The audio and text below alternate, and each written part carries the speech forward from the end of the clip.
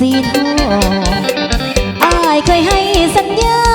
จะมาเกี่ยวเข้ากับน้องก่อนเดือน12ลมลองคอยจ้องมองทางใครเขาคงแค่มีแฟนสุขสมทำกลางใจลมมีคู่เคียงข้างแต่น้องต้องยืนเดียวได้ข้างกายมีแค่ต่อฟังอยากรู้ใจคนเสียงจังเป็นยังบ่จำสัง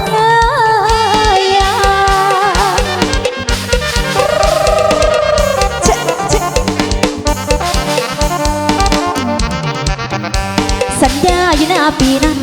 สัญญาอยู่หน้าปีนั้นห้องคุยกันอยู่ข้างกันคอยไอ้สาบานเขาว่าจะจอยลงคอยคิดน้ำพ่อแต่ดำหน้าแล้วรถสองแถวพาไอ้ไก่ห่างบอกว่าไปหางานรับจ้างเสร็จแล้วสิเอ้ยคืนน้องมายืนซ้ำซอเกี่ยวขอดอร้ายกับของเกี่ยวขอห้องไว้ก็ยังบอกคงลงซื้ออยู่บอนได้คิดไปหอดคำคุณลือคมเกี่ยวบาดมือเจ็บจนมีน้ำตาเขาบอกว่าอายอยู่ในเมืองรวงเริงร่า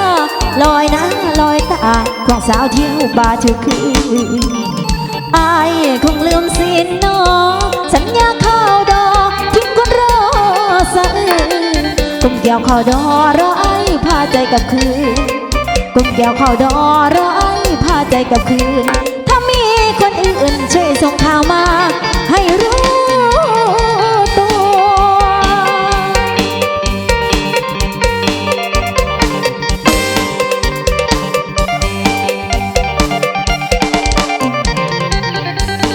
ตัวให้นั่งก้อยฝันจ้อ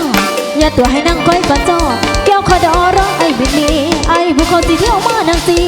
ยันโยออกผู้เบาหายเกี่ยวเข้าไปน้ำตาไหลออกตาปอยบักหาก็ผสมเจ็ดแห่งลงไปสีแสงยึดใส่นอเลื่อมห่วงเขาดอแล้วบอกไอ้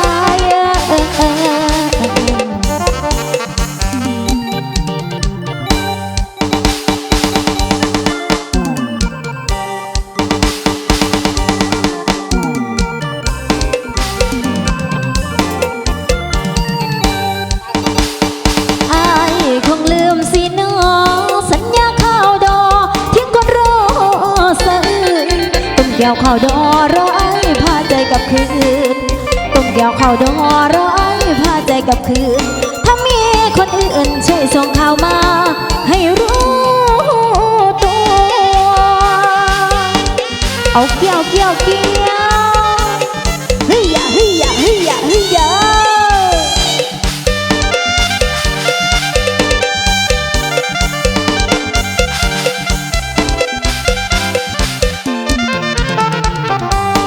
ตัวให้นั่งก้อยฝันจ้ออย่าตัวให้นั่งก้อยฝันจ้อเกี่ยวขอดอรอไอ้ไม่มีไอ้ผู้เขาสิเที่ยวมานังจียันโยอผู้เบาหายเกี่ยวขาไปน้ำตาไหลออกตาปอยบักหากับผสมเก็ดแหงลงไปสีแสงยึดใส่นอเลื่อมห่วงเขาดอแล้วบอก